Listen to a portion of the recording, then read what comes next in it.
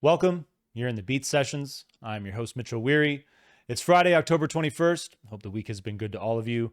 And we have another massive day upon us. Lots of records that have dropped. And Keith and I are very excited to bring as much coverage on all of that as we possibly can throughout the course of the week. If you miss MB, we apologize. She's on vacation. She's having a hell of a time. I just recently checked in with her, but she will be back next week. And I know that she is stoked to be back in the studio with all of you.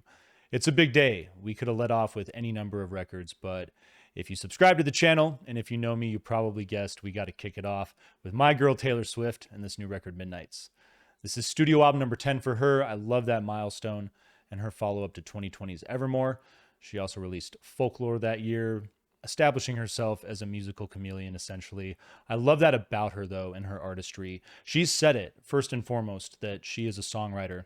And you've really seen that take hold in the last decade. Whatever's inspiring her and moving her, she's doing it, and I admire her for that. I hope this partnership with Jack Antonoff never ends as well. They really bring out the best in each other.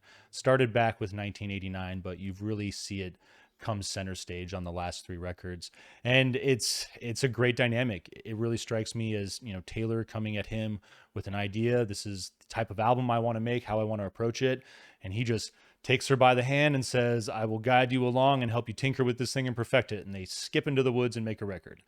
It's probably a little more complicated than that, but you get where I'm going with it. There's a great synergy there, a great harmony, and I love them working with each other. It's one of my favorite partnerships, if not my favorite, of the last 3 or 4 years. So this new record is really seeing that partnership just develop even more. And this is, I'm going to argue, Taylor Swift's best record. And follow me along here with this, because it's a big thing with the production value on this album. There's a sense of minimalism that, she's worked with this type of thing before, but I think that they've really come together and perfected it. The production is outstanding, and that minimalism really allows her voice and the melodies to be the vocal point of the album. I love that about all of these records recently that she's made with Jack, these last three records. It's all about the storytelling. That's one of the best things about Taylor and her songwriting, very personal. I love the sort of kind of like diaristic nature of what she does.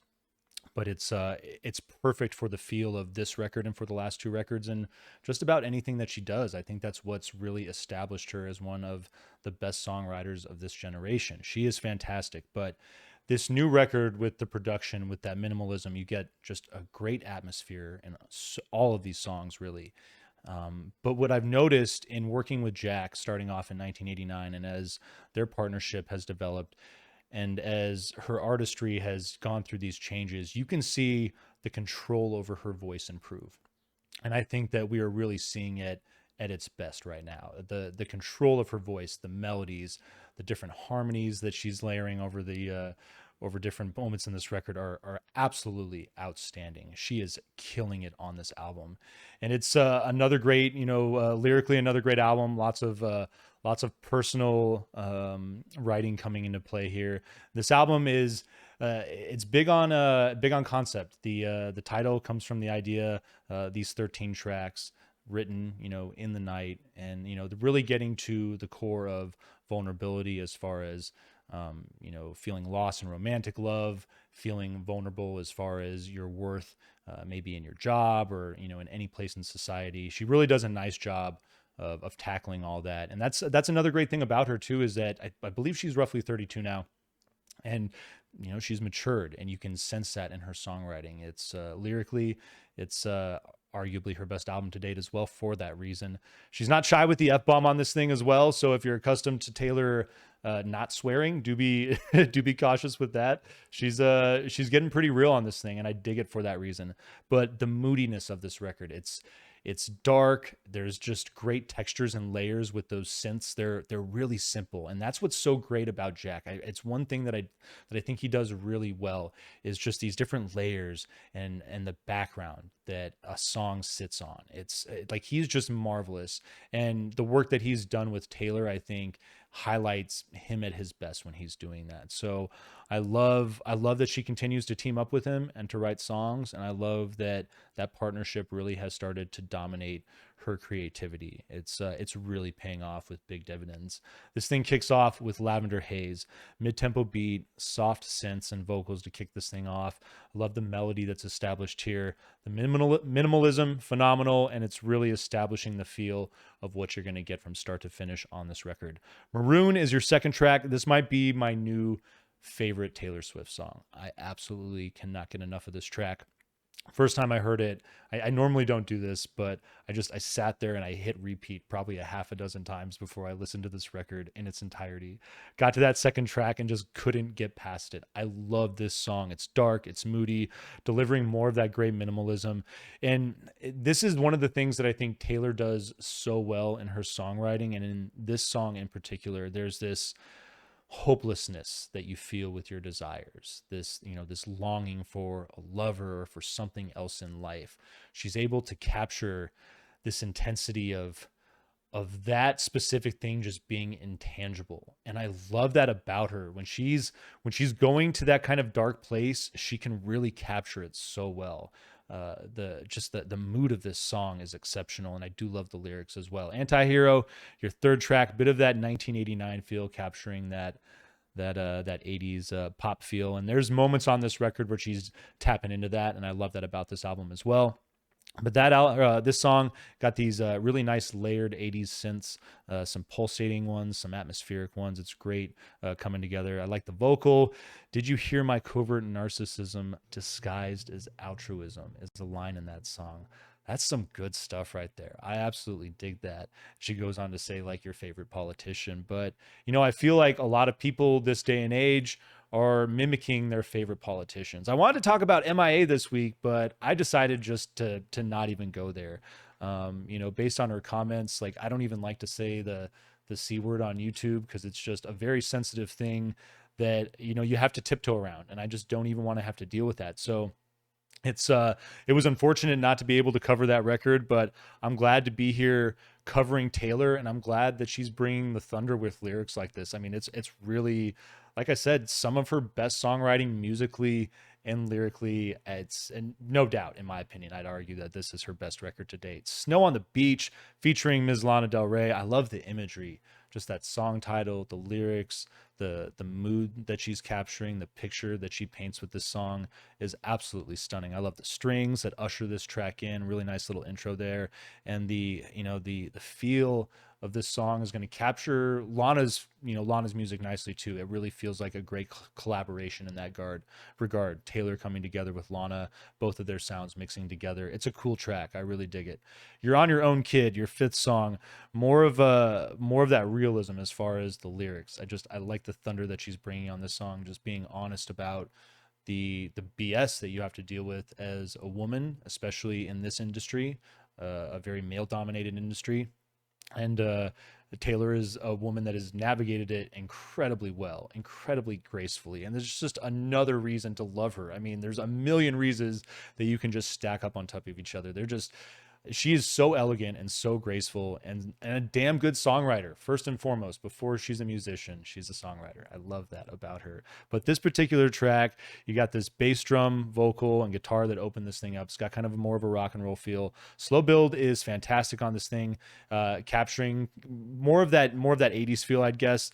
And lyrics are, like I said, quite poignant. I'm really a big fan of that song. Midnight Rain is your sixth track, mixes things up with a bit of hip hop, and I like this stretch of the album is pretty interesting. She's going with a very dominated hip hop feel, which is something that she's messed around with previously on records, and it's something that I think that she does well. But this song is it's got a great electronic influence that's balanced out with that as well. I dig the feel there. Your seventh track, Question, it's going to maintain a bit of that hip hop feel, but you get more of that electro pop feel. I like the light synth on this track. It's got this simple snare that drives it musically. The minimalism is so fantastic. Again, the way that it allows the melodies that she's putting together with her voice and the control that she's able to highlight and demonstrate because of that music. It's just phenomenal what came together with this project. I like the way that the chorus fills out instrumentally on this track, though. You get a good contrast. It's a great song as well. Vigilante Shit is your eighth track. I hope that 20 years down the road she releases a biography with that title. I think that's it's fantastic here. Back to that stronger hip hop feel on this track. Love the thick tone of the beat. It's lyrically, there's the moments where her wordplay is fantastic. Talk about all the things that she does well lyrically. She's got this ability to create a hook and then build on that hook. And we're going to get into another song here in just a moment where she demonstrates that perfectly. Bejeweled, your ninth track, mid-tempo beat, excellent synth.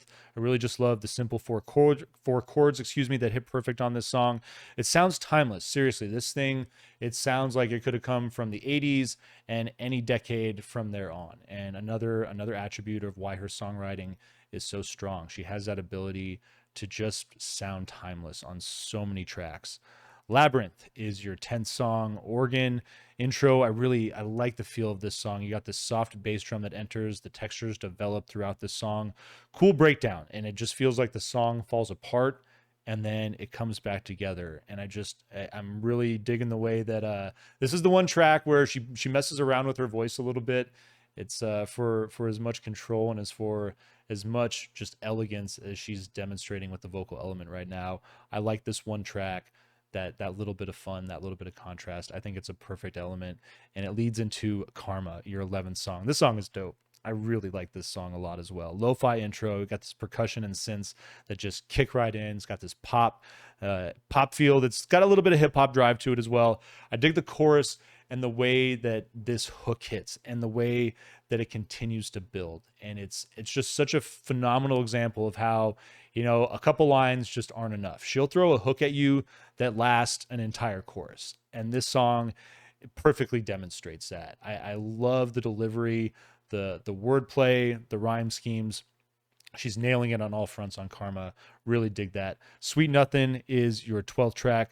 Simple keyboard and a bit of reverb. It sounds so delicate. I really love this song as a penultimate track. Her voice, this is probably the best example of her voice being the highlight and the control that she's developed, the work, all the progress that she's shown with showing that control. And on a little side note before we finish this thing up, I hope that one day, just because she has the ability to do anything at this point, she's demonstrated that, it'd be cool to see her make a record that's kind of blues based, or maybe kind of like back into that country feel where her vocal delivery is loose and the focus maybe isn't necessarily so much on the vocal performance so much as the lyrics and the storytelling. Because, early on in her career, and a lot of it may have just come from just not having the ability, but in a lot of ways, it's kind of Dylan-esque, and I dig her country music albums for that reason. It's just really fun to back through her catalog and see the different phases of her career, the music that she was making, and the way that she's fine-tuned her songwriting abilities. I marvel at her. But this particular track, I love the delicate feel of it. The keyboard sounds a little soulful, a little psychedelic, minimal horns that build in, a phenomenal way to lead into your final song, Mastermind. Spacey, proggy synths, get a little bass drum that kicks this thing in. Vocal comes in, and I love this line. If you fail to plan, you plan to fail. It's she drops a Machiavelli reference in this song. Taylor Swift just knows the way to my heart, apparently. But this record is definitely a top 10 pick for me, no doubt. I just think that the textures, the minimalism of the sound that has been put together on these songs, there's so much but so little. It's such a phenomenal dynamic, and again, it really allows the songs to highlight the vocal melodies that she's put together and how that really has become a strength of her artistry. So I hope you enjoyed the hell out of this record. I hope you find this review helpful as well. Please like this video, share it, subscribe to the channel, do all the things to help us blow this project up in 2022, and stay tuned throughout the week for more album reviews. We will see you next time on the Beat Sessions.